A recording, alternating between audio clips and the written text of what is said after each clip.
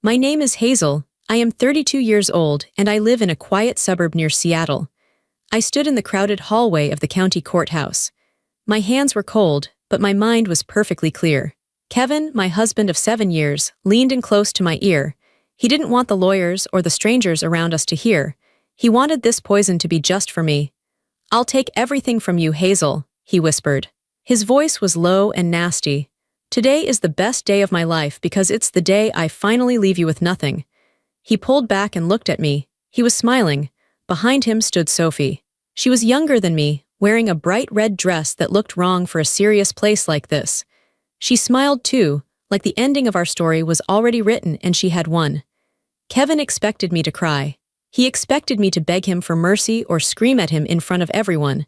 That is what he thought I would do. But I didn't say a word. I just looked at him. Kevin thought my silence was fear. He didn't know that I had been preparing for this moment for 6 months. He didn't know about the thick folder in my bag. He thought he was the hunter, but he had no idea he was actually the prey. But before I tell you how everything flipped, like and subscribe, drop a comment. Where are you watching from? My name is Hazel. I am 32 years old. Kevin pulled away from my ear. He stood up straight and adjusted his expensive suit jacket. He bought that suit 3 months ago. He told me it was an investment for a big client meeting. I knew now that the client was Sophie. He looked down at me. I was sitting on a hard wooden bench outside the courtroom doors. I felt small. I have always been a small woman, but Kevin knew how to make me feel invisible. "Cat got your tongue, Hazel?" he asked. He said it loud enough for the people nearby to hear. He wanted an audience. He wanted everyone to see him as the strong, confident man leaving his weak wife. I looked up at him.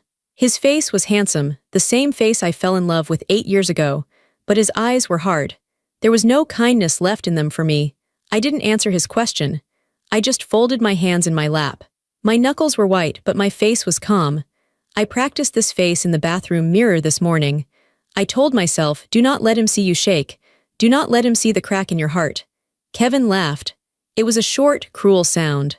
"Look at her," he said to Sophie, who was standing just behind his shoulder. "She's terrified. She knows she's done for." Sophie giggled. It was a light, airy sound that didn't belong in this heavy hallway. She looked at me like I was something sad by the side of the road. A piece of trash someone dropped.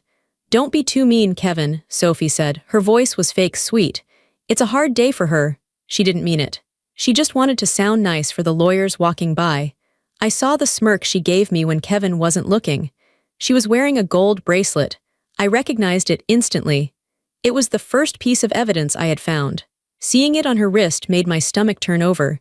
It felt like a physical punch, but I didn't react. I breathed in slow. I breathed out slow. Kevin's lawyer arrived. He was a loud man with a shiny briefcase. He shook Kevin's hand vigorously. "Ready to wrap this up, Kevin?" the lawyer asked. "More than ready," Kevin said. He clapped his lawyer on the back. "Let's get in there and finish it. Hazel is ready to sign whatever we put in front of her. Aren't you, honey?" He used the pet name like a weapon. He was trying to bait me. He wanted me to snap. He wanted me to cause a scene so he could point his finger and say, "See, she's crazy. She's emotional." I remained silent. I kept my eyes focused on the scuffed floor tiles. My silence began to bother him. I could feel it. He stopped laughing. He started shifting his weight from one foot to the other. He checked his watch 3 times in 1 minute. Kevin was used to me trying to fix things. Throughout our marriage, if he was mad, I would apologize. If he was worried, I would comfort him. If he was yelling, I would try to calm him down. I was always the one reacting to his moods. Now I wasn't reacting at all. I was a stone wall. He leaned down again, his voice a tight hiss. "Say something, damn it. Stop looking like a kicked puppy, it's pathetic." I lifted my chin and met his eyes. I didn't blink. I didn't frown. I just looked at him with total emptiness. "We are due in court, Kevin," I said. My voice was soft, but it was steady. It didn't shake. That was all I said. He blinked. He looked confused. He expected fear, and I gave him nothing. "Yeah, we are," he muttered. He straightened up, but some of the swagger was gone from his shoulders. He looked back at Sophie, almost like he needed reassurance. She gave him a quick, tight smile, but she looked uneasy too. They didn't understand what was happening. They thought my silence was weakness. They thought I was frozen with terror because they were about to take my home, my savings, and my future. They were wrong. My silence wasn't fear, it was focus. I was holding all the noise inside me. The anger, the hurt, the betrayal, it was all screaming inside my chest. But I wouldn't let it out. Not here, not in front of him. He needed my reaction to feel powerful. By giving him silence, I was taking his power away before we even stepped into the courtroom. He just didn't realize it yet. The bailiff opened the heavy oak doors. "All parties for Bennett versus Bennett," he called out. Kevin took a deep breath and puffed out his chest. He grabbed Sophie's hand for a second, then let go as they walked toward the door. He looked back at me one last time with a sneer. I stood up slowly. I picked up my large tote bag. It was heavy with paper. It contained the truth about our marriage. I walked behind them. I was alone. I felt an overwhelming sadness wash over me, a wave so big I thought I might drown in it right there in the hallway. This was the end of the life I thought I was building. But then I felt the weight of the bag in my hand, the evidence, the proof. I wasn't just a victim walking to the slaughter. I had a weapon of my own. I took another deep breath, pushed the sadness down into my stomach, and followed my husband into the room where I was going to end his lies. To understand why Kevin thought he could crush me, you have to understand who I was in our marriage. I have never been the loudest person in the room. Even as a child, I was the quiet one in the corner, reading a book or organizing my toys in neat rows. I didn't need to be the center of attention. I liked order. I liked things to make sense. When I met Kevin, he was everything I wasn't. He was loud, funny, and full of big energy. He walked into a party and everyone looked at him. He could charm anyone. He charmed me right away. I thought we were a good balance. He provided the excitement and I provided the foundation. In the beginning, he appreciated it. He called me his rock. He said he would be lost without me keeping his life together, and he was right, he would have been lost. Kevin was terrible with details. He forgot bill due dates. He double-booked appointments. He spent money without thinking about tomorrow. I took over everything. I was happy to do it. I thought that's what a good wife did. I wanted to support him so he could focus on his career in sales. Every Sunday night, I sat at the kitchen table with my laptop and a calculator. I paid the mortgage. I paid the electric bill, the car payments, the insurance. I balanced our checking account down to the last penny. I created spreadsheets for our savings goals. We wanted to buy a bigger house one day. We talked about having children. I tracked every dollar we put aside for those dreams. Kevin never saw the spreadsheets. He never asked about the bank accounts unless he wanted to buy something big. "Hey Hayes," he would say, using his nickname for me. "Can we afford this trip to Vegas with the guys?" I would look at the budget. I would move things around. I would sacrifice something I wanted, a new winter coat, a weekend getaway for just the two of us, so I could say yes to him. "Yes, Kevin, we can afford it." He would kiss my cheek and say, "You're the best, babe." Then he would go pack his bag and leave me home alone for the weekend. Over the years, the appreciation stopped. My work became invisible to him. He expected the bills to be paid. He expected clean clothes in the closet and food in the fridge. He expected his life to run smoothly without him having to lift a finger. He started to see my quiet nature not as strength, but as dullness. "You need to loosen up, Hazel," he would say when I wanted to stay in on a Friday night after a long week of work. I had a job too as a database manager for a logistics company. My job was demanding, I was tired. "You're always so serious," he said. "It's boring." That word hurt more than anything. Boring. I wasn't boring. I was responsible. I was keeping a roof over our heads while he was out networking at bars until 2 in the morning. He saw himself as the great provider because his paycheck was bigger than mine. He liked to brag about his commissions. "I had a killer month, Hazel," he would say, throwing his suit jacket on the chair I had just tidied. "Dinner is on me tonight. Let's go somewhere expensive." He didn't know that his killer month barely covered the credit card debt he had racked up the month before on golf outings and fancy lunches. I moved money from savings to cover his spending so he wouldn't feel embarrassed. I protected his ego. I made myself smaller so he could feel bigger. He mistook my competence for simple helpfulness. He thought anyone could do what I did. He thought I was just his assistant at home, someone to handle the boring stuff while he lived the real life. He forgot that I was the one who knew where every dollar went. He forgot that I had the passwords to everything. He forgot that my quiet brain was like a steel trap, remembering dates, numbers, and promises. He saw a mouse. He didn't see the person holding the keys to his entire existence. When he decided to leave me for Sophie, someone louder, shinier, and less boring, he thought I would just fade away. He thought he could tell his lawyer to give me the minimum, and I would accept it because I was too weak to fight. He thought the person who built the foundation of his life wouldn't know how to tear it down. It was the biggest mistake of his life, and it all started with a simple mistake of his own. A slip-up that my quiet, organized brain caught immediately. The end of my marriage didn't start with a dramatic scream or a slamming door. It started on a Tuesday evening in November. It was raining hard outside, a cold, miserable rain that tapped against the kitchen windows. I was in the kitchen making lasagna. It was Kevin's favorite meal. I made it from scratch, simmering the sauce for hours the way he liked. I was trying. Things had been distant between us for months. He was working late more often. He was snapping at me for small things. I thought if I made his favorite dinner, maybe we could sit down and talk. Maybe we could reconnect. I heard the garage door open around 7 o'clock. I felt that familiar little jump in my stomach, part hope, part anxiety. Which Kevin was walking through the door tonight? The charming husband or the cold stranger? He came in through the mudroom door. He was shaking rain off his expensive wool coat. "Hey," he said. He didn't look at me. He seemed distracted, buzzing with a strange energy. He wasn't angry, which was a relief, but he wasn't warm either. He seemed like his mind was somewhere else entirely. "Hi, honey," I said. "Dinner is almost ready, it's lasagna." "Oh, sounds good," he said, but he was already walking out of the kitchen toward the stairs. "I need to shower first. I feel gross from the travel." He had been away for 3 days on a business trip to Chicago. At least, that's what he told me. "Okay, don't take too long," I called after him. I turned off the oven. I walked into the mudroom where he had hung his coat. The coat was soaking wet.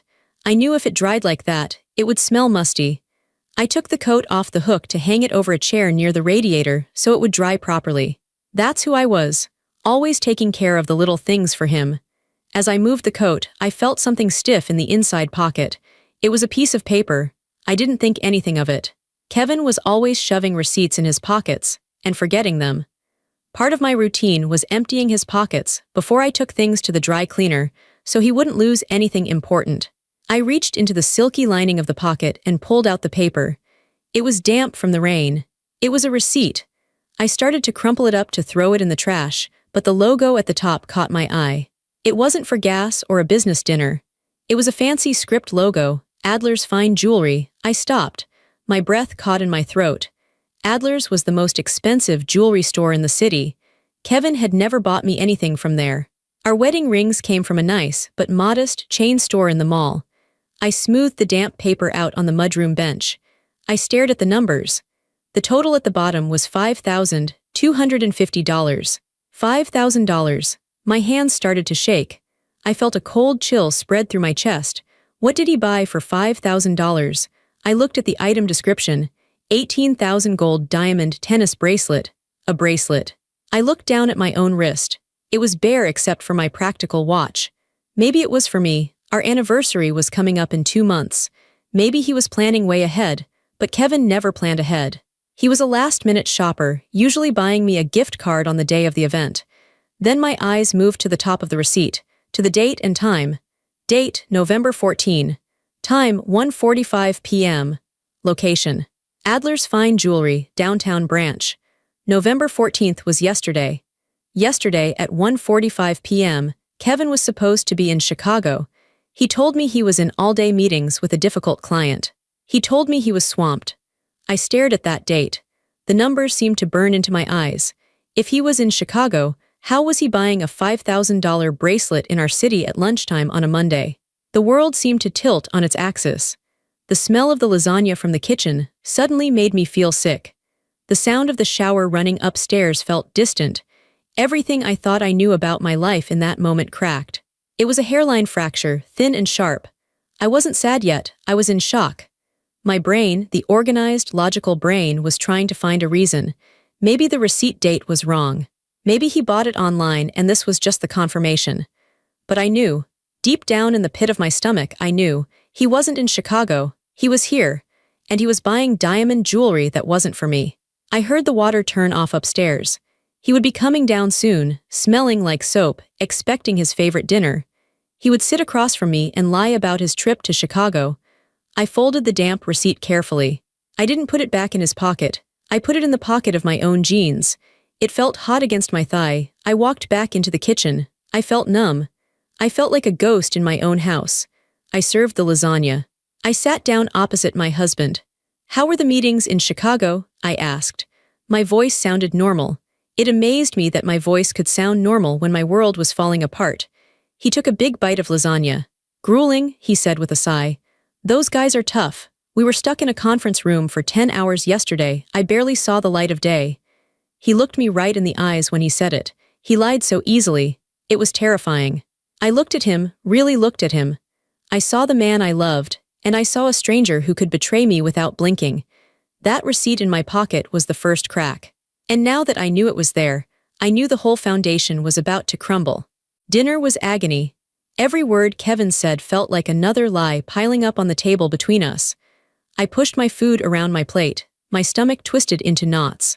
"You're not hungry?" he asked, shoveling a second helping onto his plate. "Just tired," I said quietly. He didn't press it. He didn't really care. He talked about work, about the imaginary Chicago trip, adding details that I now knew were total fiction. He talked about the bad coffee in the conference room and how tired he was of travel. I listened. I nodded. I played the part of the supportive wife. But inside, a cold, hard clarity was taking over. I needed proof. The receipt was a smoking gun, but I needed to see the bullet. After dinner, he went into the living room to watch a basketball game. "I'm just gonna zone out for a bit, hun," he said. "Okay, I have some work to catch up on," I said. It was the perfect excuse. He never questioned me working on my laptop. I went into our home office and closed the door. I sat at my desk and opened my laptop. My hands were steady now. The shock had worn off, replaced by a grim determination. I didn't log into my work email. I opened a private browser window. I started with Facebook. Kevin wasn't very active there, mostly just family photos and old college friends. I scrolled through his recent activity. Nothing, no new friends, no suspicious comments. I moved to Instagram. Kevin used this more. He liked to follow athletes, car accounts, and people he met for business. I went to his profile. I looked at who he was following. There were hundreds of accounts. I started scrolling through the list, looking for anything that stood out. I didn't know what I was looking for. A name, a face. I scanned past the usual male names, partners he worked with, guys from his gym. Then I saw it, near the top of his recently followed list, Sophie G Designs. The profile picture was tiny, but I could see a flash of blonde hair and a bright smile. My heart gave a painful thud against my ribs. I clicked on the name. Her profile was public. She wanted to be seen. Her bio read, "Interior designer, city girl, lover of beautiful things." I started scrolling through her photos. She was young, beautiful. She looked like the kind of woman who never worried about paying an electric bill. She had photos of expensive lattes, designer shoes, aesthetically pleasing hotel lobbies. I scrolled back to yesterday, November 14th. There it was. A photo posted around 6 p.m. It was a close-up shot of her hand holding a glass of champagne. The background was blurry, but it looked like a fancy hotel bar, the kind with velvet chairs and dim lighting. On her wrist was a bracelet. It was unmistakable. An 18,000 gold tennis bracelet with small, glittering diamonds. It caught the light perfectly. It looked brand new. I leaned closer to the screen, my eyes burning. It was the bracelet from the receipt. The $5,000 bracelet Kevin bought while he was supposed to be in meetings in Chicago. I read the caption. "Champagne Tuesdays and sparkly new things. Spoiled by the best guy. Number blessed, number date night, number noobling the best guy." I felt a physical sickness rise in my throat. I had to swallow hard to keep from gagging. He wasn't just having a fling. This wasn't a one-night mistake on a lonely business trip. He was dating her. He was taking her out on date nights, in our own city, while I was at home making his favorite lasagna and worrying about his stressful week. I looked at the comments. Her friends were gushing. "OMG Sophie, it's gorgeous. Who is the mystery man?" Sophie replied with winking emojis and heart emojis. She was loving the attention. I kept scrolling through her feed. I saw other clues now that I knew what to look for. A photo from 2 weeks ago of 2 dinners at an expensive steakhouse, Kevin's favorite. A picture from a month ago showing the interior of a luxury car that looked exactly like Kevin's BMW. The pieces clicked together. This had been going on for weeks, maybe months. While I was balancing our budget and moving money to pay off his credit cards, he was spending thousands on this girl. I didn't cry. I sat there in the quiet office, the blue light of the laptop screen illuminating my face, and I felt absolutely nothing but cold reality. The grief would come later. I knew that. The heartbreak would arrive and try to drown me. But right now, I was in survival mode. The organized part of my brain took over completely. I didn't close the tab. I started taking screenshots.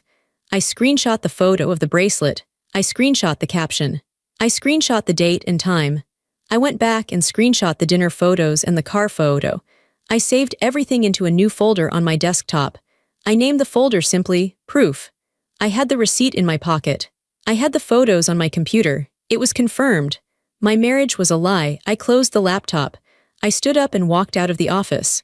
I walked into the living room. Kevin was laughing at something on the TV. He looked relaxed, happy. He had no idea that his entire world had just shifted. "Done with work?" he asked, not looking away from the screen. "Yes," I said, "I'm done." He didn't hear the double meaning in my words. "I'm going up to bed," I said. "Okay, babe. I'll be up soon." I walked up the stairs to the bedroom we had shared for 7 years. I went into the closet and looked at his clothes. I looked at the life we had built. It was all tainted now. Every memory felt dirty. I changed into my pajamas and lay down on my side of the bed. I stared at the ceiling in the dark. I knew what I had to do. I couldn't confront him yet, not with just a receipt and some Instagram photos. If I confronted him now, he would lie. He would gaslight me. He would say I was crazy, paranoid. He would hide his tracks better. I needed more. I needed to know how deep this went.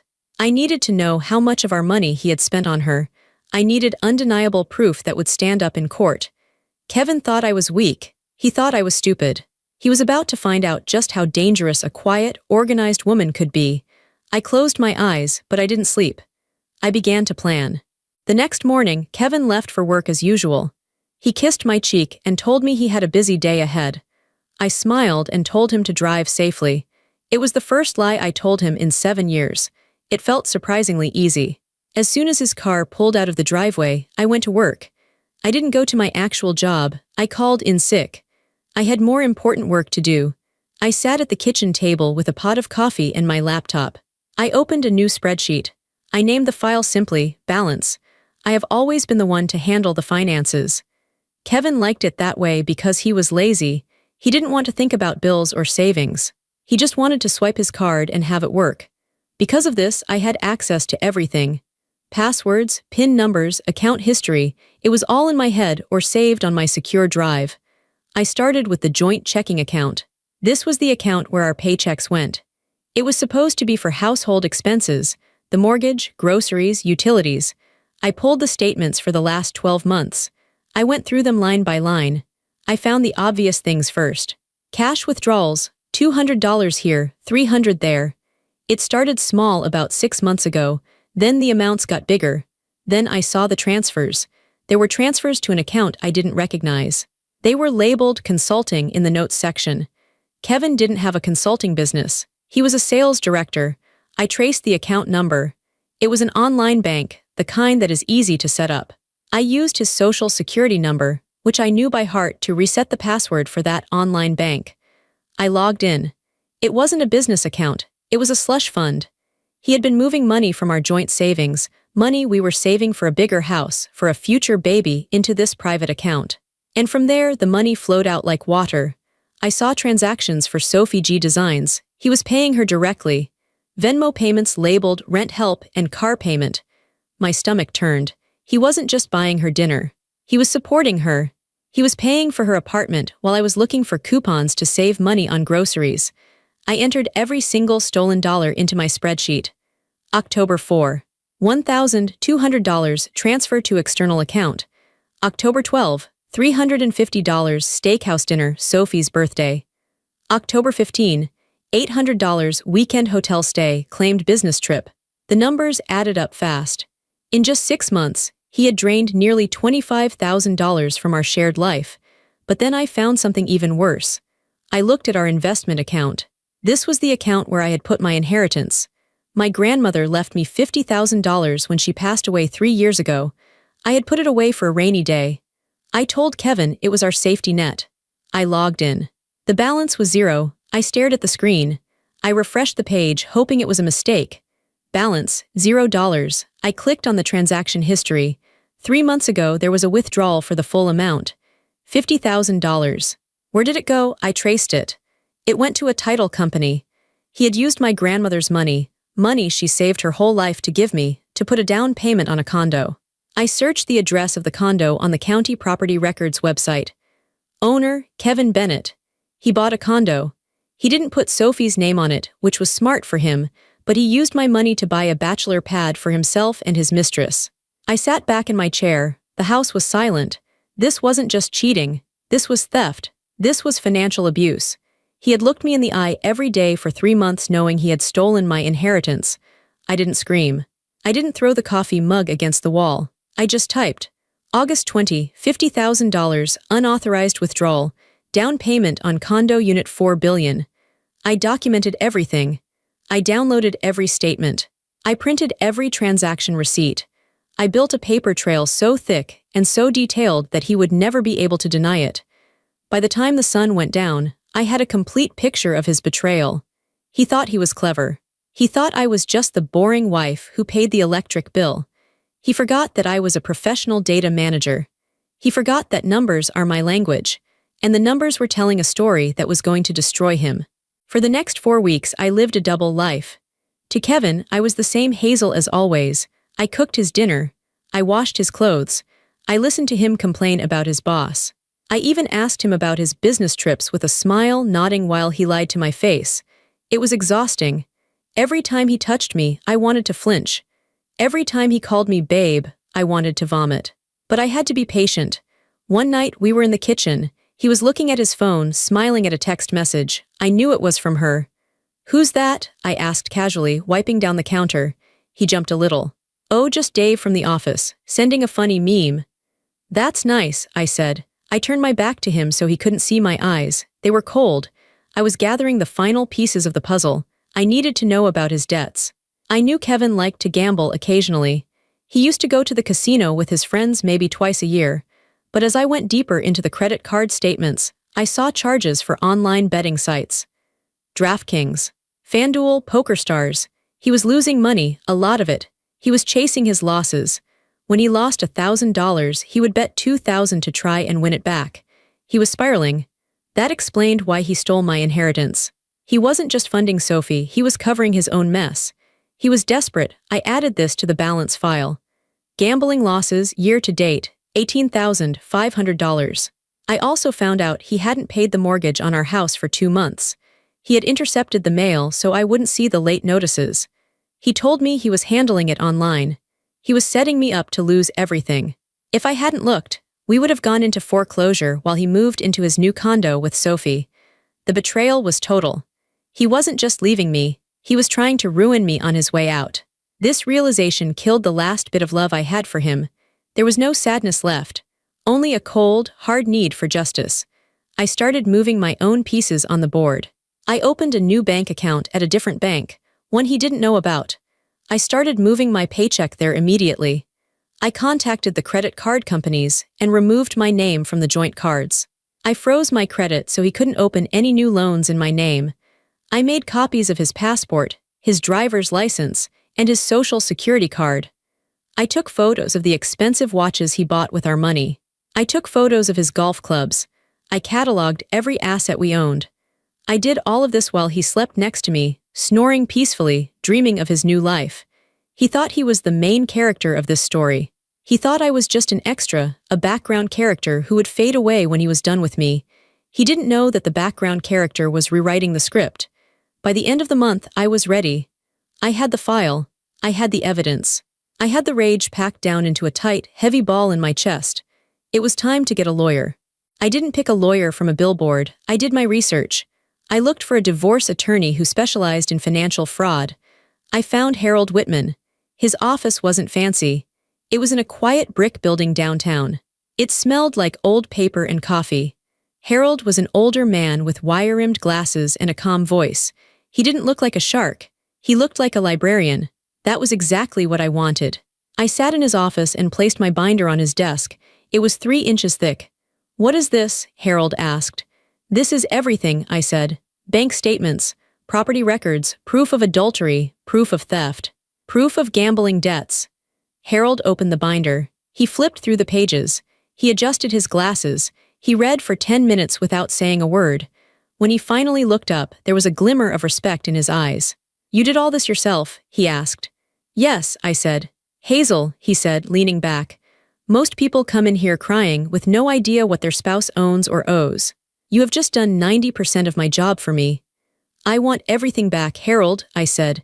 "I don't care about the marriage. He can have the divorce, but I want my grandmother's money back. I want the house. I want him to pay for what he stole." Harold nodded. "We can do that, but we have to be smart, we have to be strategic.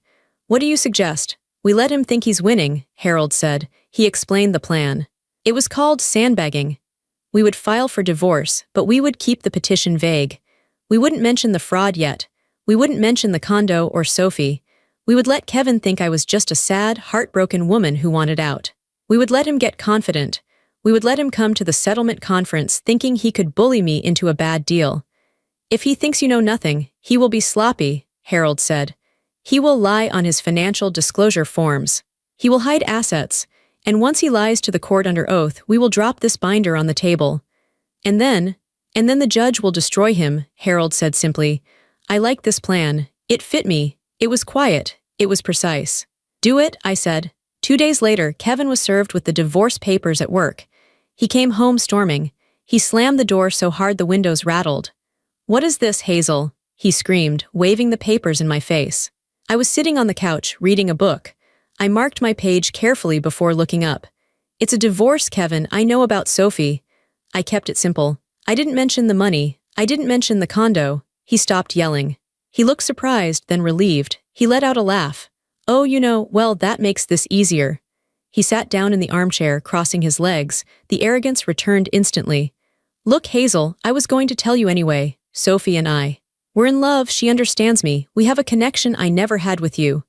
"Okay," I said. "I'm not going to be the bad guy here," he said, leaning forward. "But let's be realistic. You can't afford this house on your own. I've been carrying us for years." It took every ounce of strength I had not to laugh in his face. "Carrying us? He hadn't paid the mortgage in 2 months. I have a lawyer," he continued. "A shark. If you try to fight me, Hazel, I will crush you. I'll make sure you walk away with nothing, so just sign what I give you and we can end this." "I have a lawyer too," I said softly. He sneered. "Who?" "Some strip mall guy." "Just a lawyer," I said. "Fine," Kevin said, standing up. "Do it the hard way, but don't come crying to me when you're living in a studio apartment."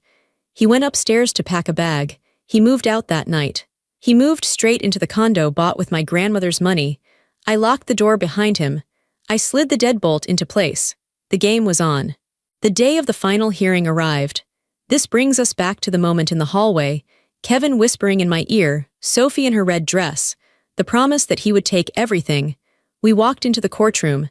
It was quiet and cold. The judge, a stern woman named Judge Reynolds, sat high up on the bench.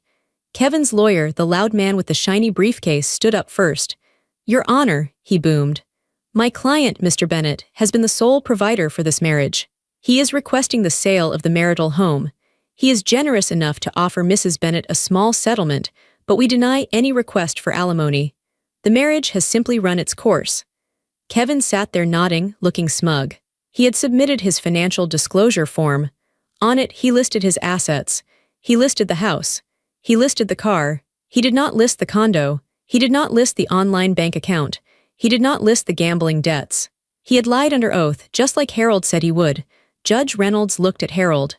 "Mr. Whitman, does your client agree to these terms?" Harold stood up slowly. He adjusted his glasses. "No, Your Honor. We do not." Kevin rolled his eyes. Sophie sighed loudly from the gallery. "We believe Mr. Bennett's financial disclosure is incomplete," Harold said politely. "Incomplete?" Kevin's lawyer scoffed. "My client has been fully transparent." "If I may," Harold said. He picked up the heavy binder. He walked to the front of the room. He handed one copy to the judge and one copy to Kevin's lawyer. "Exhibit A," Harold said.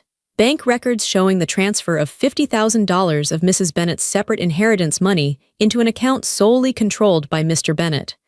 Kevin froze. He stopped slouching. He sat up very straight. "Exhibit B," Harold continued. "Property records for a condominium at 400 River Street, purchased in Mr. Bennett's name using those stolen funds. This asset was not disclosed on his financial affidavit. The room went silent. The judge flipped through the pages. Her face grew dark. Exhibit C, Harold said, his voice getting a little harder. Credit card statements showing over $20,000 spent on luxury items, travel, and payments to a Miss Sophie Grier. Harold gestured to Sophie in the back row. Everyone turned to look at her. She shrank down in her seat, her face turning bright red. And finally, Exhibit D, Harold said, records of $18,000 in gambling losses funded by marital assets. Kevin was pale now. He looked like he was going to be sick. He looked at his lawyer, but his lawyer was reading the binder with a look of horror. His lawyer realized his client had lied to him too. "Mr. Bennett," Judge Reynolds said. Her voice was like ice. "Is this true?" Kevin stammered. I can explain. I was going to pay it back." "You swore under oath that you disclosed all assets," the judge snapped. "You committed perjury in my courtroom." Kevin's lawyer tried to stand up. "Your Honor, sit down," the judge ordered. She looked at Kevin. "You have dissipated marital assets to fund an affair and a gambling addiction. You have stolen from your wife's inheritance, and you have lied to this court." Kevin looked at me. For the first time he saw me, he didn't see the weak, boring wife. He saw the woman who had documented every single lie. He saw the precision. He saw the competence. He saw that he had lost. I looked back at him. I didn't smile. I didn't gloat. I just watched him crumble. "I am invalidating your previous settlement offer," Judge Reynolds said. "I am ruling that the condominium is marital property to be awarded immediately to Mrs. Bennett to repay the stolen inheritance. The marital home will be awarded to Mrs. Bennett. Mr. Bennett, you will assume full responsibility for all gambling debts and credit card debts solely in your name." Kevin's mouth fell open. "But that's everything. I'll have nothing. You should have thought of that before you stole from your wife," the judge said. Court adjourned. The gavel banged. It was the best sound I had ever heard. Kevin sat in his chair, stunned. He was ruined. He had no house. He had no condo. He had massive debt. I stood up and gathered my things. I walked past his table. "Hazel," he whispered. He looked desperate. "Hazel, please, we can talk about this. I can't. I don't have anywhere to go." I stopped. I looked at him one last time. "You're a provider, Kevin," I said calmly. "I'm sure you'll figure it out." I walked out of the courtroom. In the hallway, Sophie was waiting. She wasn't smiling anymore. She looked furious. "You took the condo," she hissed at me. "That was supposed to be our place." "It was bought with my grandmother's money," I said. "It was never yours. And by the way, Kevin is broke. He has about $40,000 in debt and no assets. Good luck with that." Sophie's eyes went wide. She looked at the courtroom door where Kevin was still sitting, then she looked at the exit. She didn't wait for him. She turned on her expensive heel and walked out the door. She was done. The money was gone, so she was gone. I walked out of the courthouse alone. The sun was shining. The air felt fresh and clean. I walked to my car. I sat in the driver's seat and put my hands on the steering wheel. I thought I would cry. I thought I would feel a massive release of emotion. But instead, I just felt light. The heavy weight of the last 7 years was gone. The weight of managing Kevin's life, of hiding his flaws, of making myself small so he could feel big, it was all gone. I had my house. I had my grandmother's money back in the form of a condo I would sell. I had my dignity. I drove home. My house was quiet. It was mine. I went into the kitchen and made myself a cup of tea. I sat at the table where I used to pay the bills. I opened my laptop. I opened the file named Balance. I looked at the final column. It showed a positive net worth. It showed freedom. I closed the file and dragged it to the trash bin. I emptied the trash. I didn't need to track the lies anymore. The account was settled. I took a sip of tea and looked out the window at the garden. I had been neglected for a long time, just like the weeds in the backyard. But now I had time. I had resources. I could grow whatever I wanted. Kevin wanted to take everything from me. In the end, he only took the burden of being his wife. And he gave me back myself. That was the best trade I could have ever made. Thank you for reading my story. If you've ever had to be the strong one in silence, or if you believe that the truth always comes out in the end, please like this video and subscribe. Tell me in the comments, do you think Kevin deserved what he got? I'd love to hear your thoughts. Stay strong.